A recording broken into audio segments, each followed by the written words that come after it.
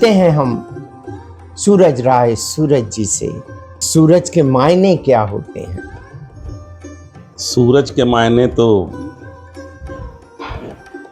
मेरे 4 मिसरे हैं कि इरशाद। सुस्ताने को एक पल की भी रात नहीं, सुस्ताने को एक पल की भी रात, सुस्ताने को एक पल की भी रात नहीं। उससे सूरज के मायने क्या होते तो बस उसको सामने रख लें कि सुस्ताने को एक पल की भी रात नहीं, बदकिस्मत ऐसा साया तक साथ नहीं। क्या बात है। कि सुस्ताने, उसके रास्ते में कहीं कोई ऐसी जगह नहीं कि जहां वो बैठकर सुस्ता ले थोड़ी देर। क्या बात है। और एक पल की भी रात हो कि जहां वो सो ले, कुछ नहीं है। कि सुस्ताने को एक पल की भी रात नहीं, बदकिस्मत ऐसा साया तक साथ नहीं। और जलना चलना जलना परहित में जलना, सूरज होना सबके वश की बात नहीं। सूरज होना सबके बस की बात नहीं। क्या बात है दादा। सूरज होना सबके बस की बात नहीं, इसमें कोई शक नहीं। लेकिन वर्तमान परिस्थितियाँ तो हमेशा जिगजैग होती हैं, कभी ऊपर कभी नीचे।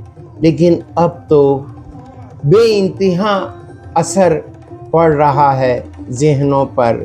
न जाने किस सूरज की धूप इन ज़हनों को तपा के लाल कर रही है। आपकी क्या राय है इन बावलों के लिए?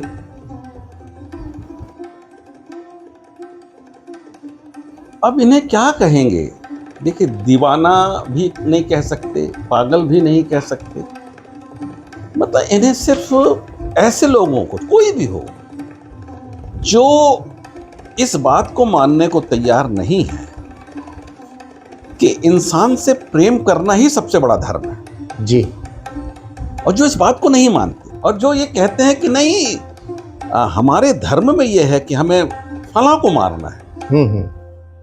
गिरीश, कोई भी ईश्वर, हमारे देखने के नजरिए अलग अलग हो सकते हैं। जी हाँ। शक्ति एक है, लेकिन जिसने ये कायनात को बनाया है, यार कोई पिता अपने बच्चों को मारने के लिए कैसे कह सकता है? क्या बात है। और अगर उसे भाई ये लगता है कि मुझसे, ईश्वर से तो एक तो गलती हो नहीं सकती, लेकिन अगर वो गलती चलो उसने की तो वो क्या हजारों सालों से वो गलती पे गलती कर रहा है कि वो उन लोगों को बना रहा है कि आप उनको मारो। मतलब सीधी सीधी बात है, ये गंदे दिमागों का खेल है जो इन मासूम लोगों को समझ में नहीं आ रहा। मासूम मैं इसलिए कह रहा हूं कि जब बच्चा छोटा होता है तो वो कोरा कागज होता है। जी हाँ। अब कोरे कागज में आप कुछ भी लिख दो, तो इनके दिमाग में जो नफरत भरी जाती है, तो वो बच्चा प्यार देख ही नहीं पाता। उसको डराया जाता है इतना कि नहीं वो ऐसा है ऐसा है ऐसा। अरे यार, सबसे बड़ी बात तो आप उसके साथ वो पैदा हुआ और आपने तो उसका अधिकार छीन लिया, उसके जीने का अधिकार छीन लिया। कमाल की बात ये देखो आपकी, उसने जन्म कहाँ लिया है? जन्नत में। ये धरती से बड़े जन्नत कोई नहीं है। क्या बात है। इस जमीन से बड़ी जन्नत कोई नहीं। जहां उसको प्यार करने वाले लोग मिलते हैं, जहां उसको प्यार है, वो एक किसी के कांधे पर सर टिका सकता है, किसी से प्यार कर सकता है। इससे बड़ी जन्नत कहीं नहीं है। लेकिन कमाल की बात यह है कि वो इस जन्नत में जन्म लेता है और उसे ये सिखाया जाता है कि तुम्हें इसी जन्नत को बर्बाद करना है। और किसके लिए बर्बाद करना? कि एक काल्पनिक जन्नत के लिए इस जन्नत को बर्बाद करना, जो हकीकी तौर पे मौजूद है कि नहीं है। हाँ? इसका कोई अता पता नहीं कुछ, बस आपको उसके लिए करना है। और ईश्वर का डर दिखाया जाता है। अरे ईश्वर नहीं होता ऐसा, भयानक नहीं होता। ईश्वर तो ईश्वर है यार, सबका बाप है वो, सबका बाप है जी। और अगर ईश्वर है, सबका बाप है, तो क्रूर हो ही नहीं सकता, बिल्कुल हो ही नहीं सकता। क्या बात। इस बात को चाहे कोई 10 सर कभी समझाए कि नहीं ईश्वर क्रूर होता है, ईश्वर क्रूर हो ही नहीं सकता। क्या बात है। और अगर ईश्वर जरा सा भी क्रूर होता है तो हमारे में और ईश्वर में फिर क्या अंतर है? क्या अंतर है? क्या अंतर है? क्या बात है। ये समझने की जरूरत है एक साहित्यकार का, एक फनकार का और एक गजलकार का नजरिया क्या है। हमारे समाज को देखने का, जन्नत को देखने का, स्वर्ग को देखने का। आइए हम अपनी धरती को ही जन्नत बनाएं। श्रोताओं, जब भी सूरज भैया के बारे में सोचता हूँ तो सोचता हूँ कि राह के नक्श मुसाफिर का पता दे देंगे, कौन किस शान से गुजरा ये बता देंगे। हालांकि मैंने शेर को थोड़ा सा अल्टर किया है। दादा, आपने अपनी ज़िंदगी में तमाम सारे एहसासों के साथ, अपने विश्वास के साथ दुनिया को बदलने की कोशिश तो की होगी अपनी गज़ल, शायरी, मुक्तक के ज़रिए। मैं चाहूँगा कि आपके मुक्तक, शायरी, गज़ल लोगों तक पहुँचे। गिरीश, अभी मैंने जैसे जमीन की बात की, धरती की बात की, एक कमाल देखिए कि धरती में कमाल है। स्वागत है कि फरिश्तों आओ, फरिश्तों आओ, पत्थर भी यहाँ भगवान होते हैं। क्या बात है। और ये कमाल धरती पे ही होगा साहब। कि फरिश्तों आओ, तुम आसमान से बुला रहे हैं। क्या कि देखो कितनी खूबसूरत जगह है ये। फरिश्तों आओ, पत्थर भी यहाँ भगवान होते हैं।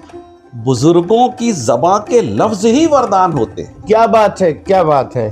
फरिश्तों आओ, पत्थर भी यहाँ भगवान होते हैं। बुजुर्गों की ज़बां के लफ्ज ही वरदान होते हैं। और यहाँ पर कोई भी हो, यहाँ पर कोई भी हो, दायरा सबका मुकर्रर है। दायरा सबका मुकर्रर है। कोई अमर हो के जमीन पे नहीं आए। बिल्कुल। कोई भी आए, उसका एक मुकर्रर, एक समय सीमा है उसकी, कि यहाँ पर कोई भी हो, दायरा सबका मुकर्रर है। जमी है ये, यहाँ अवतार भी मेहमान होते हैं। क्या बात है, क्या बात किसी है। की बादशाहत यहाँ पे कभी नहीं रही। क्या बात है। इस बात को देखें कि जैसे स्वागत है। जिससे हमारी बात शुरू हुई थी गिरीश, एक बहुत विडंबना देखें। कौन, क्या, कोई, क्यों, कब नहीं देखते। कौन, क्या, कोई, कौन, क्यों, कब क्या, कोई, क्यों, कब नहीं देखते। कुछ, बहुत, सिर्फ और सब नहीं देखते। क्या बात है, वाह। और देखते हो मोहब्बत में मजहब मियाँ। हाँ। देखते हो मोहब्बत में मजहब मियाँ, और नफरत में मजहब नहीं देखते। क्या बात है, क्या बात है। मोहब्बत में मजहब और नफरत में मजहब नहीं देखते। यार, आपको तो मोहब्बत में मजहब नहीं देखना चाहिए, लेकिन आप मोहब्बत में मजहब देखते हो। कि नहीं, उस मजहब का तो उससे मोहब्बत नहीं की जा सकती। बिल्कुल। लेकिन नफरत की जा सकती है। आपने सीधे सीधे मुनीर को एक शपथ यहाँ से रसीद कर दी शेर के माध्यम से। आप क्या बोल रहे हैं? आप क्या दे रहे हैं बच्चों, इन बच्चों को जिनका अधिकार है एक सुनहरे कल को जीने का। जी। जिनका अधिकार है कि कुछ वो इंजीनियर बने, डॉक्टर बने, कुछ देश के लिए कुछ करें। आप क्या कर रहे हैं? सिर्फ अपने निजी स्वार्थ के लिए, सिर्फ निजी स्वार्थ। आप अपने बच्चों से ये नहीं करवाते। आपके बच्चे तो विलायत में पढ़ेंगे जाके, लेकिन उन गरीब घर के मासूम बच्चों आप यूज कर रहे हैं। और किसके खिलाफ यूज कर रहे हैं? बुराई के खिलाफ यूज करो ना। आप इंसान को इंसान से लड़ा रहे हैं, झूठ बोलकर लड़ा रहे हैं। और लालच क्या दे रहे हो आप? जन्नत। अरे जन्नत यही है भैया, यही बना लो। ये जन्नत है। आप यहां रह लो ना, अच्छे दिल से, मोहब्बत से रह लो। एक चार मिसरे हुए थे मुझसे कभी, इरशाद। ये बहुत बारीक बात है कि तकरीरों की बदबूदार कुल्हाड़ी से, तकरीरों की बदबूदार कुल्हाड़ी। मैं सिर्फ उनको ही दोषी मानता हूं कि जो तकरीर करते हैं, क्योंकि उन्होंने मासूम मैं तो कह दूंगा कि मौलाना है वो जो मिसगाइड करते हैं। मासूम बच्चों के दिलों में जो नफरत भरते हैं जी, ये वही तकरीरों की बदबूदार कुल्हाड़ी से जो थे, जितने थे, शजरे खुशबू काटे। क्या बात है। और तुमने जब जब तोड़े तो मंदिर तोड़े, और तुमने जब जब काटे तो हिंदू काटे। क्या है ये? यहूदियों को भी तो काटा है इनने। क्या काट, मतलब आप इंसान को मार रहे हैं। छोड़ो ना यार, ऊपर वाले ने इंसान को बनाया है इंसान को इंसान से प्रेम करने के लिए। क्या बात है। आप एक कुम्हार को ले लो, कुम्हार जो घड़े बना रहा है, चाक पे मिट्टी चढ़ा के। आप कुम्हार को तो बहुत प्यार करो, लेकिन घड़ों में घड़े लात मारो, तोड़ते जाओ। घड़े तोड़ते जाओ। अरे वो आपको नहीं प्यार करेगा भाई, उसकी बनाई हुई चीज को प्यार करो यार। वो जो बना रहा है, और वो कोई बेमकसद नहीं बना रहा है जी। कोई, उसके पीछे कोई मतलब है। उसने इस कायनात को जन्म दिया, उसने अपना सबसे बेस्ट क्रिएशन है वो आप उसका, ईश्वर का सबसे बेस्ट क्रिएशन हो आप, इंसान। आप उसे अपना बेस्ट लौटाइए। क्या बात है। जब आप उसके सामने, कहते हैं ना हश्र में आपको खड़े होना पड़ेगा उसके सामने, अरे यार तो आपका हश्र क्या होगा आखिरियत के दिन। वो तो बोलेगा ना कि भाई हमने तो मेरी सबसे अच्छी कृति तुम थे, सबसे अच्छी कृति, इससे अच्छा मैं बना ही नहीं सकता, तो मैंने तुमको बनाया। अब तुम सबसे अच्छा क्या लौटा रहे हो मुझे? नफरत, लाशें, क्या लौटा रहे हो मुझे? तो वो तो अपनी कृति पे शर्मिंदा होगा। अगर मैंने ये क्या गलती कर दी हाँ, थी। मैंने क्या गलती कर दी? वो जो लोहे के उसमें बंद किताब थी वो यहाँ पे नाजिल की, और फिर उसके गलत अर्थ निकाल के इनमें सबने अपने स्वार्थ के लिए गलत अर्थ निकाले। मतलब मैं बिल्कुल नहीं जानता कि किसी को नफरत के लिए उकसाना, किसी को नफरत के लिए बनाना, और मतलब आप सिर्फ हमारे हथियार हो, आप हमारे बच्चे नहीं हो। आपको इतना प्यार जरूर हम दिखा रहे हैं कि आप बच्चे हो हमारे, ये हो वो, कुछ नहीं। आप उन बच्चों के साथ खेल रहे हैं, और आप उन बच्चों को इसलिए नहीं पढ़ने लिखने देना चाहते कि वो पढ़ लिख लेंगे तो उन्हें सच समझ में आने लगेगा, वो आपसे सवाल करने लगेंगे। और चूंकि आप इतने बड़े जाहिल हो कि आपके पास किसी सवाल का जवाब नहीं, शायद वो अरबी शब्दों का सही तर्जुमा भी नहीं, वो भी नहीं जाते। कई तो ऐसे भी हैं, मैं सबकी नहीं कह रहा हूँ बात। लेकिन देखो एक बात है कि अगर आप सचमुच में शिक्षक हैं, सचमुच में गुरु हैं, तो कोई भी गुरु अपने शिष्य से कभी ये नहीं बोलेगा कि मुझसे सवाल मत पूछो, कभी नहीं बोलेगा। बिल्कुल बिल्कुल। बल्कि हर गुरु चाहता है शिष्य से कि ज्यादा से ज्यादा सवाल पूछो। ज्यादा से ज्यादा सवाल पूछोगे तो मुझे लगेगा कि तुम मेरी शिक्षा को सुन रहे हो, मेरी शिक्षा को ग्रहण कर रहे हो। लेकिन अगर आप बोलते हो कि मैं जो बोल रहा हूं 2 + 2 = 10, अब इसमें ये नहीं बोलना कि साहब 10 कैसे हो, और अगर पूछोगे तो मार देंगे हम तुमको, और या तुमसे कोई पूछे तो मार देना उसको। ये क्या है? ये जहालत है, ये शुद्ध जहालत है। और जहां पर ये सारी चीजें आती है कि किसी चीज को मनवाने के लिए ताकत का इस्तेमाल होता है, तो इसका मतलब ही है कि वो गलत है। इसका मतलब है कि ये गलत है। बिल्कुल आपने सटीक और पीठ पे बात पहुंचा दी है। गिरीश, एक बहुत कमाल की बात बताया बेटे तुमको। स्वागत है। लोग कवियों को विद्वान कहते हैं जी, ये विद्वान लोग हैं जी जी, क्योंकि कविता लिखते हैं जी। लेकिन मैं गलत हो सकता हूं, ज़हीन लोगों की नजर में मैं गलत हो सकता हूं, लेकिन जहां तक मुझे लगता है, मेरा अपना अनुभव है कि कवि विद्वान होता ही नहीं, सदियों की पीड़ाओं का पल लिखता है। क्या बात है। सदियों की पीड़ाओं का पल लिखता है। हाँ, आंखों की कोरों का जल लिखता है। सदियों की पीड़ाओं का पल लिखता है। हाँ, आंखों की कोरों का जल लिखता है। और कवि को कोई कितना ही विद्वान कहे, कविता तो भीतर का पागल लिखता है। क्या बात है, वाह। क्योंकि मेरा मानना, खुशबू बांटने के लिए, मोहब्बत बांटने के लिए पागल होना जरूरी है। क्योंकि दिमाग वाले तो एक दूसरे को खा रहे हैं। दिमाग वाला तो एक दूसरे को गिराने में लगा रहता है, कौन किसके साथ क्या कर रहा, कौन इसको कैसे नुकसान पहुंचाया, इसको कैसे। लेकिन अगर आप कुछ अच्छा कह रहे हो, आप समाज को कुछ अच्छा दे रहे हो, इसका मतलब है कि आपके अंदर एक पागल है, बिल्कुल, जो मोहब्बत करता है। क्योंकि आज के दौर में मोहब्बत वही करेगा जो पागल होगा। क्या बात है, बहुत खूब। जो पागल होगा वही मोहब्बत करेगा, वरना ज़हीन लोग तो साहब नफरत कर रहे हैं। सबको आमदनी के और कोई ना हाँ, कोई सब अपने जोड़ घटाने में लगे। जोड़ घटाने के सब रिश्ते जोड़ घटाने होते हैं। में। हाँ, वजह और ये यही भी है, सच है कि जुगनू होकर चांद से उल्फत का इजहार नहीं करते।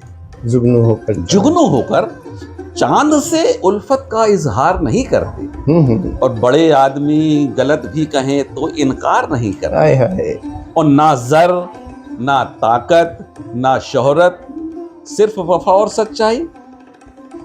अरे जाओ, लोग यहाँ ऐसे फक्कड़ से प्यार नहीं करते। क्या बात ना है। जर, ना ताकत, ना शोहरत, सिर्फ वफा और सच्चाई। अरे जाओ, लोग यहाँ ऐसे फक्कड़ से प्यार नहीं। हकीकत बयां कर दी हकीकत है। आपने, पोर्ट्रेट कर दिया इस दुनिया के माहौल को। दादा, इश्क को आपने अपनी नज़र से कैसे देखा?